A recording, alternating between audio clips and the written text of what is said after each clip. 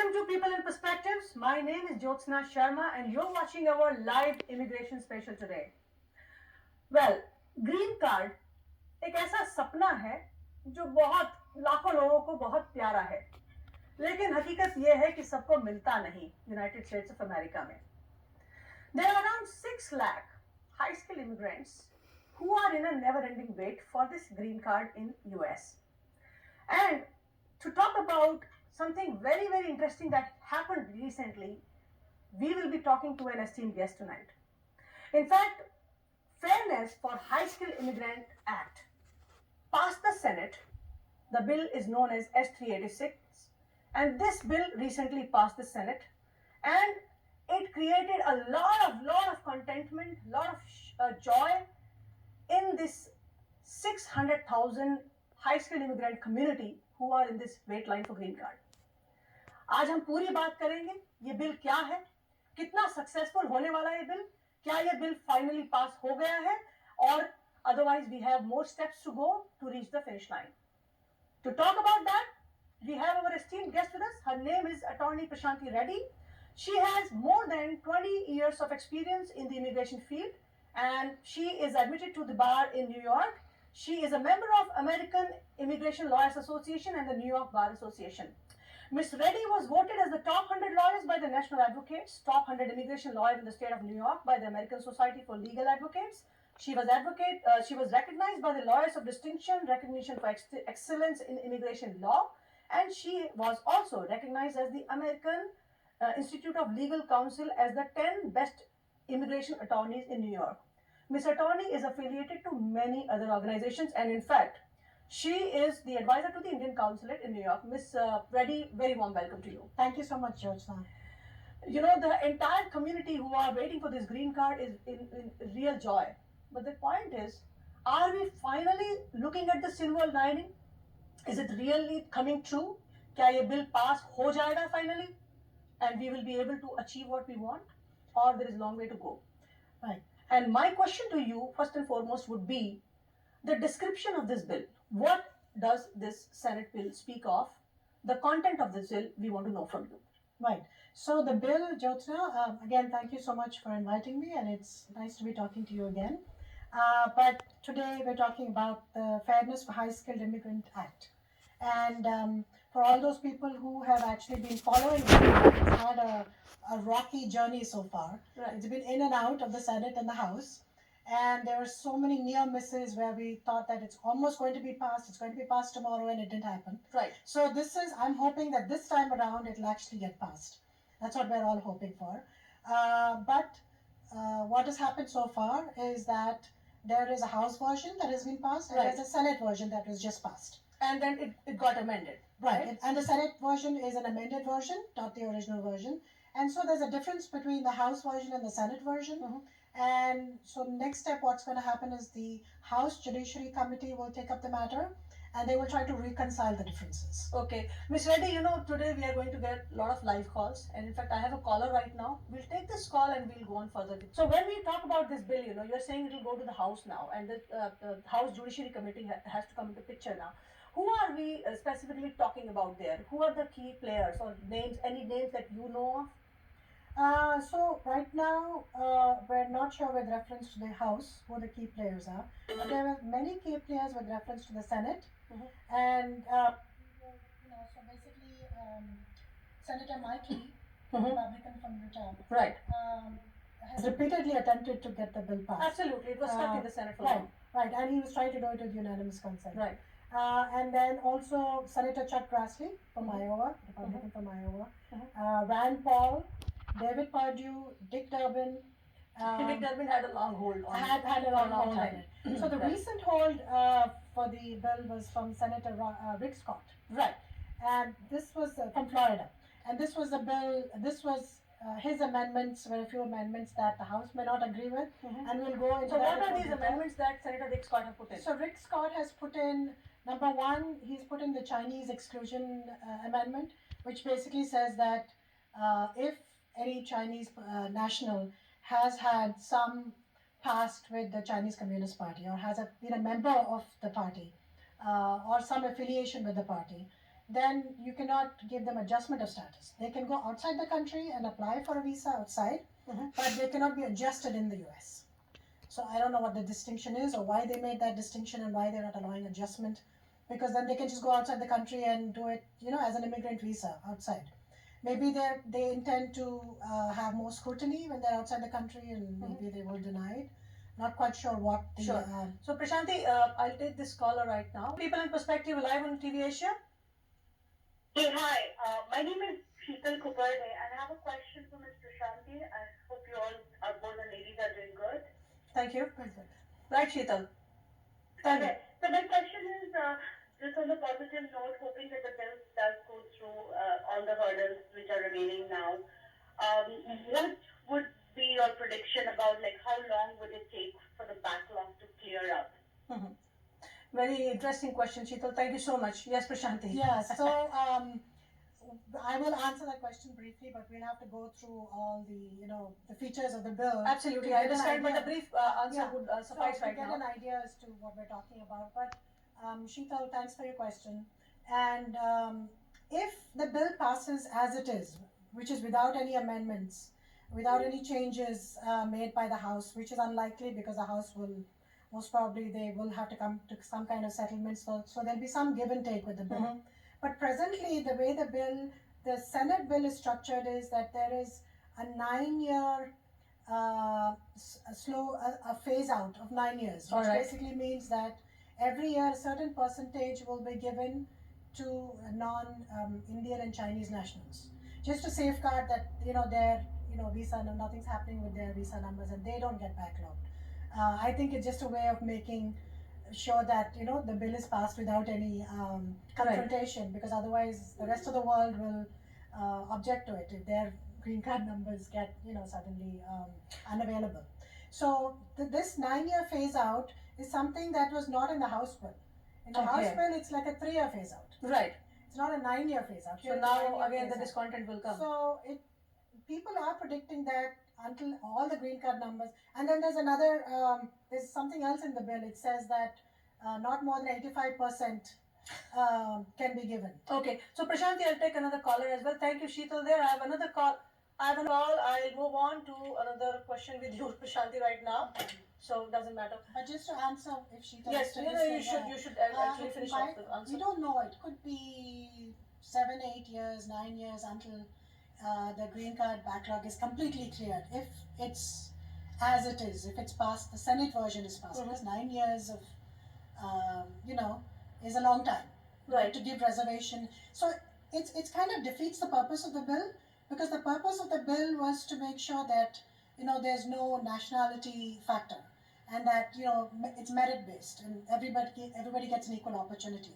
The House bill only had a 3-year moratorium, and 9 years is a lot. So we're hoping that there'll be some adjustment there. It may not be 9 years. Okay. But we just have to wait and watch. We don't know obviously the exact number of years that it'll take. But the other thing was even the 85%, right? So only 85% of the total number available, after taking away that extra percentage, right, can be given to Indian and Chinese nationals.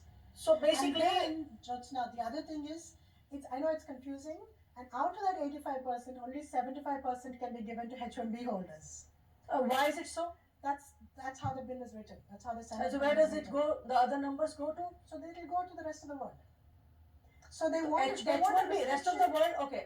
So they want a restriction on Indian and Chinese nationals. They don't want them to get more than 85%. And then there's another restriction on H1B holders, and 80% of the people are on H1 for EB2 and EB3. I get your point. Yeah, definitely, yes. We have to give this detail to our viewers. When we speak about this bill, who all are going to get the maximum benefit is, of course, the EB2 and EB3 category.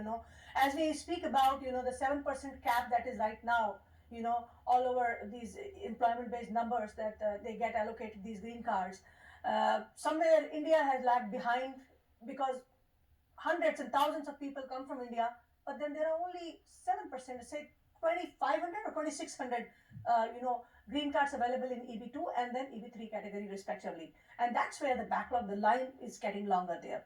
So Prashanti, when we speak about this bill now, when it goes to the House, you are proceeding with your next steps. What is there exactly you want to speak about now?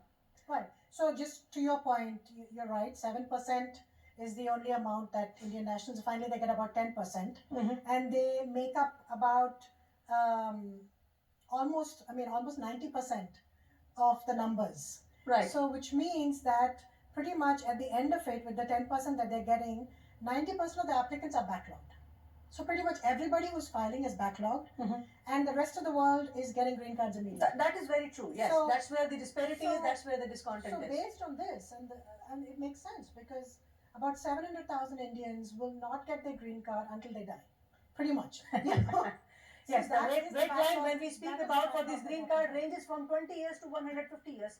Highly unrealistic number. When we speak to any American friend of ours, they are shocked to hear this. Even our peers, our Indian American friends, who are citizens here, they're like, "Are you kidding?"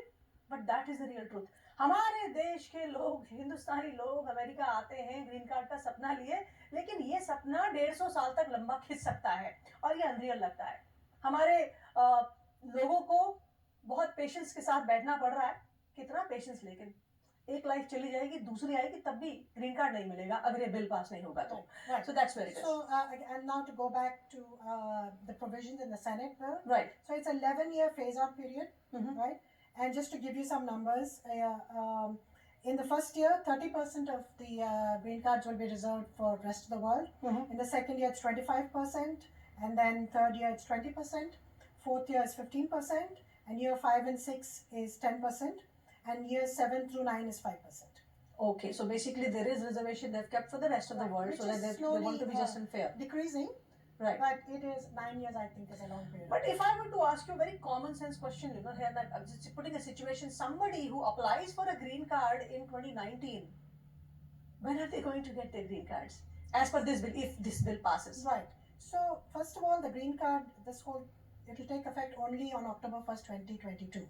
Again, there's a difference in the House bill and this. Okay, yeah, we will come to that as well. It has to be more precise. My question right now is somebody applies now, irrespective it gets enacted after Right, a year so- or later. How long the person is still looking to wait on this bill? Yeah, so it could take anywhere now from 10 years to 13 years. 10 years to 13 years For the still for that person who is- applies in 2019? Who now applies, based on this phase out. All right. This may not be completely accurate. It is Yeah, just I understand your speculation. estimates. Of It's course, speculation. this is all game of speculation Right. when we speak about these Yes. numbers, So, the viewers, of course, now my precise question to Prashanti is, if everything passes in this bill, when is this bill going to get enacted? When will it come into full force? Prashanti. Yeah, so as I said, it would come into full force October 1st, 2022. So, October 1st, 2022, when we speak about, is the time people will avail the benefit of this bill, whatever Yes, country cap, you'll start removals seeing and the visa everything. bulletin, and you'll see a new visa bulletin, Right, and you'll see the dates moving forward. moving forward rapidly. Yay. Yeah. So, that's when you'll see that.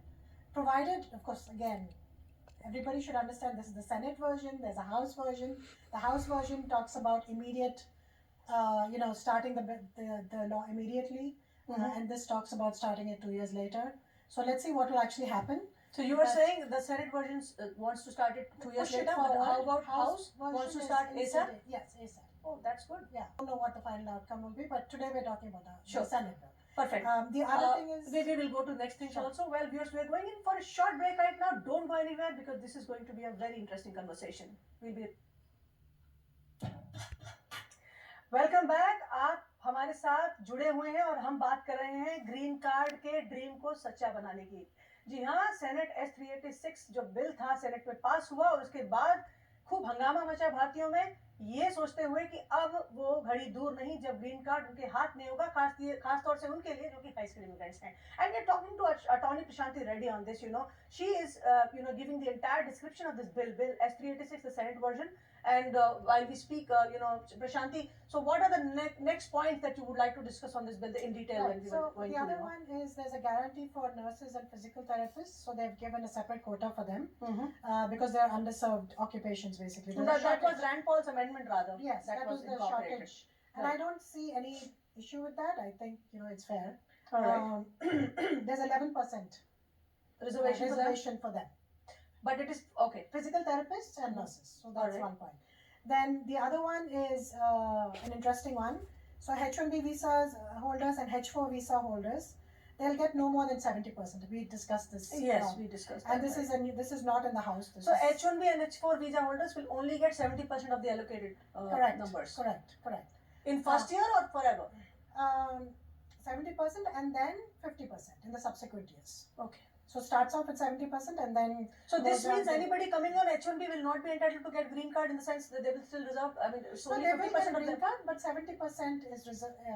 They cannot get beyond 70%. So okay, so basically one quota, like it was only up till now, it was 7%. Now it is increased to 50%.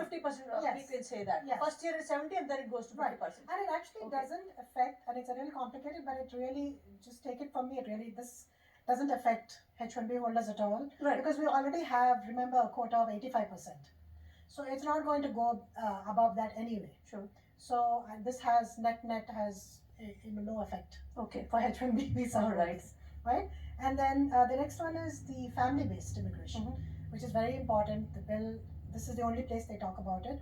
They've increased it from 7 to 15%. Oh, the family-based.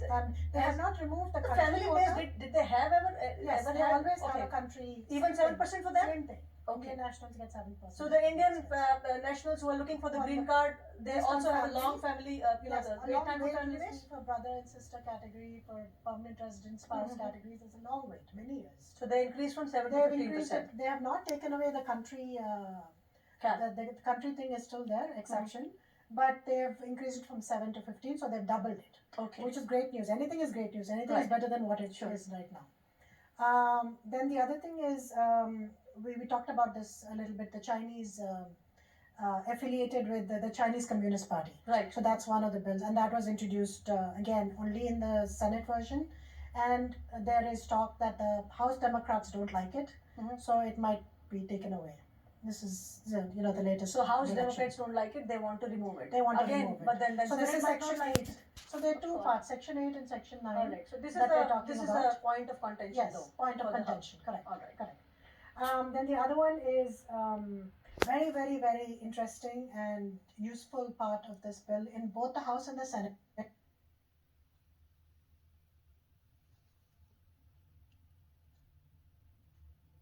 Early filing of green cards.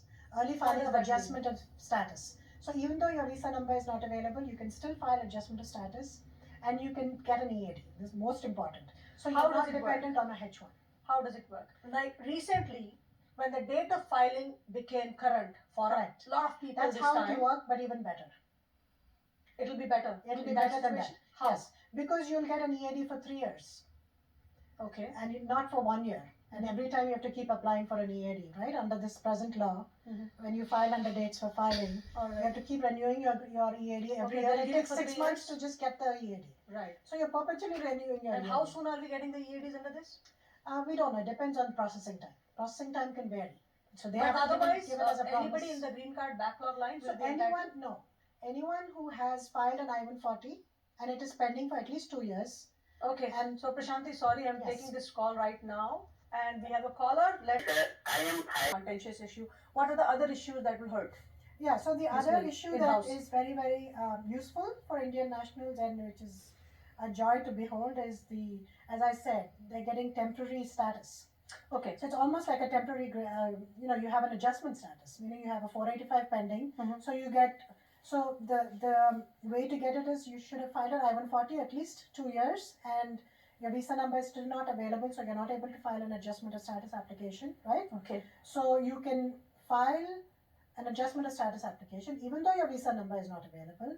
You can get an EAD for 3 years. Very nice. Extended every 3 years. Okay, Prashanti. Now, there's some little bit difference. I'll take this call. We have a caller right now. Please ask your question. Hi. Yeah, I had a question about, we just talked about I-140 EAD and they will only get EAD like after I-140 is pending for 2 years.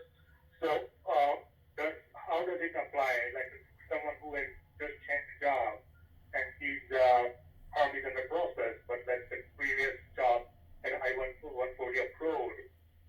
Are they going to have EAD as well, or it has to be approved or pending EAD with current job? Right, good question, because it says that they talk about that in the bill as well. So as per the current law, you have to wait for 180 days, right, before you can actually change jobs as per AC 21 regulation. So even in this, it's the same thing. You can change jobs, but the only difference, and your call is at the right time because I was just going to say Right. that, and then the call came. Interesting.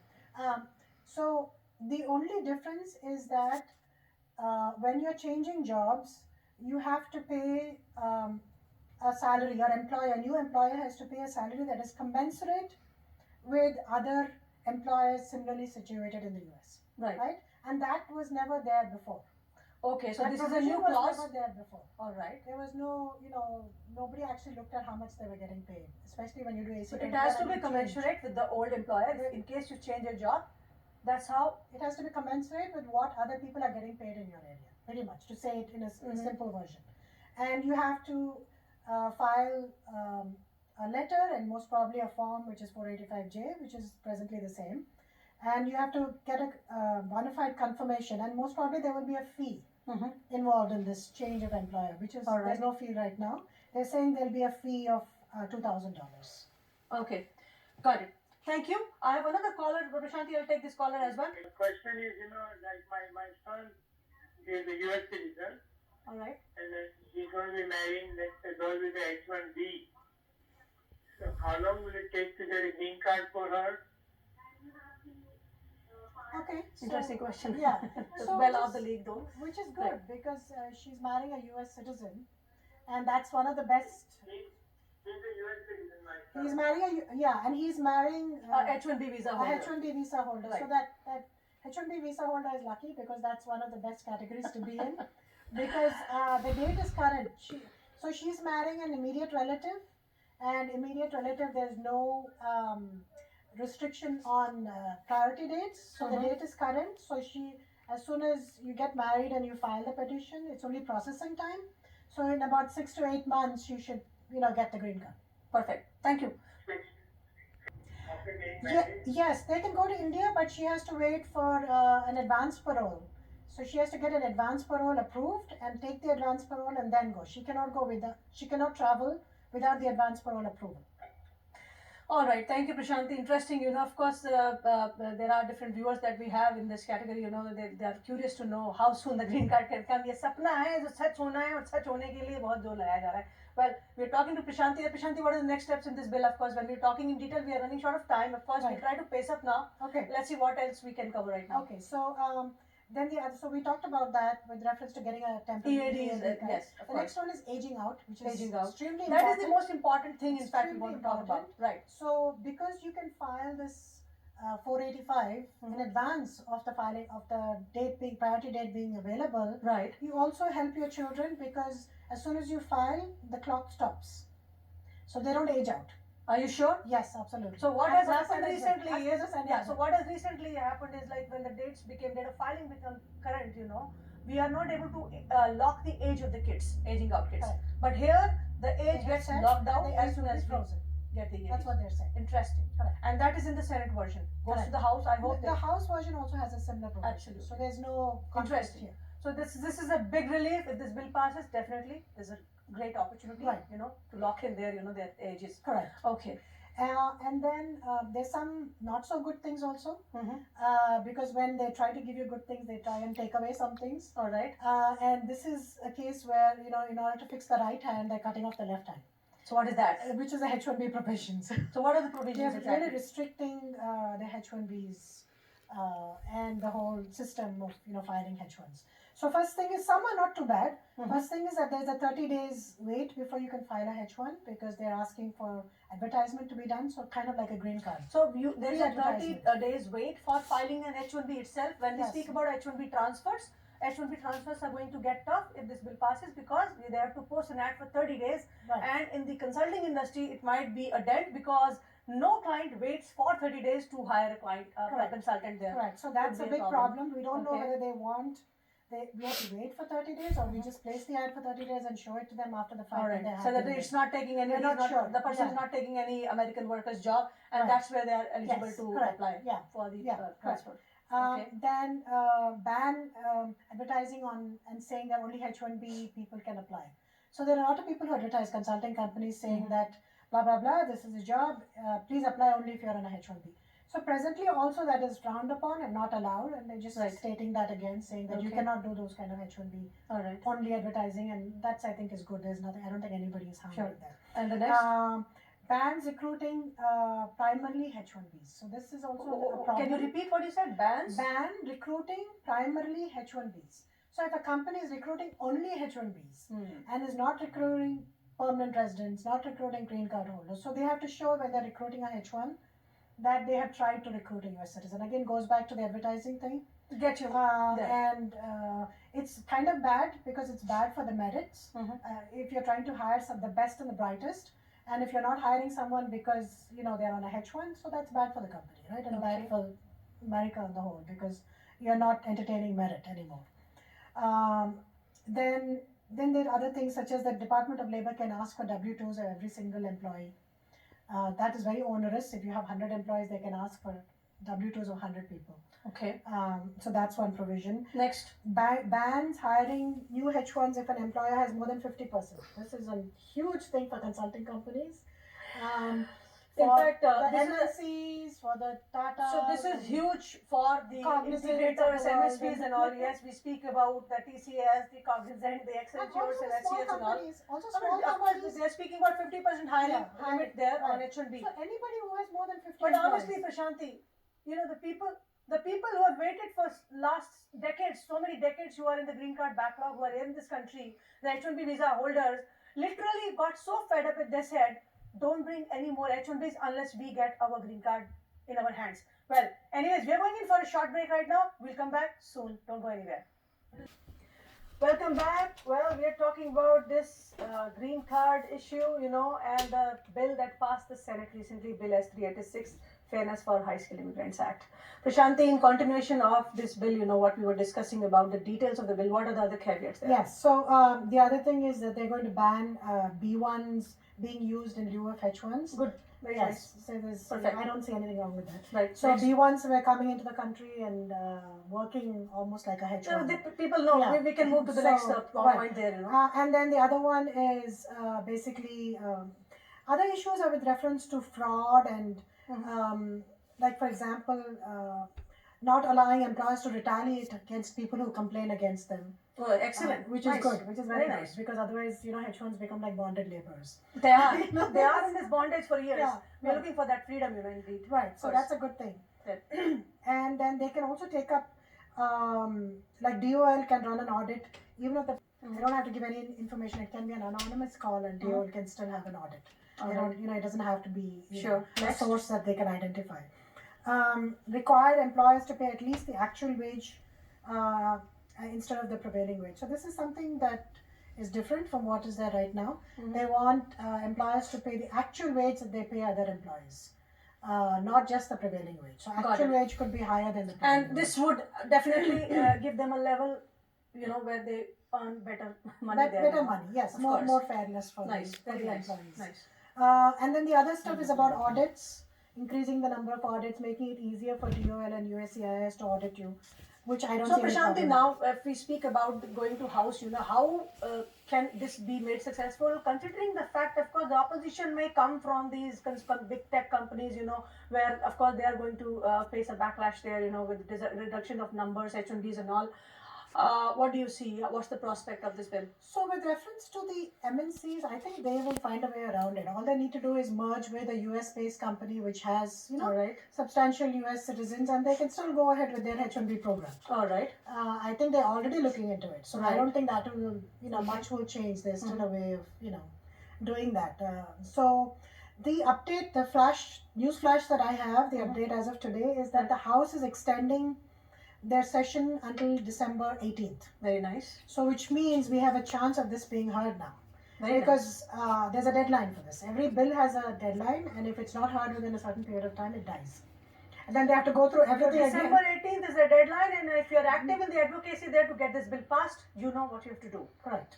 So actually, the deadline is January 5th, but no one expects anything to get done after But Christmas. till December 18th, So the House until is December hearing 18th, the House, so we are expecting something to happen in December itself, because January it's unlikely to happen. Okay. So yes, December 18th And is if this bill does not pass, January 5th is the deadline you were saying, and then Yes. the whole story closes? closes and has to start all over again. All the Again, a efforts new are bill? wasted. Yeah, All all right. the efforts are So wasted. we barely have any time, Prashanti, to summarize about this bill. I'll give you simply 1 minute to summarize everything, and we will be closing this. Okay, so basic, as I said, December 18th is the deadline, and what's happening now is the House has to take it up, and the House plans to take it up as part of their omnibus bill or the funding bill. All So right. they're going to club it in that. Most probably, what's going to happen is two sections might be taken out because the House Democrats don't like Section 8 and 9 of the Senate bill. Basically, that is allocating only 70% to H1B holders, which is a good thing for us if they take it out. So there won't be any limit on H1B holders, getting green cards. And the second thing is the Chinese exclusion provision, All right. which doesn't affect Indian nationals, but is in I think all it can be fairness, negotiated though. in all those fair- fairness, may not be such a good provision for the Chinese nationals. So that's it. That's basic. These are the two sections which Rick Scott has. has. So he's incorporated. not going to be very happy about it. But I think to reach, some give and take is needed to reach an agreement, and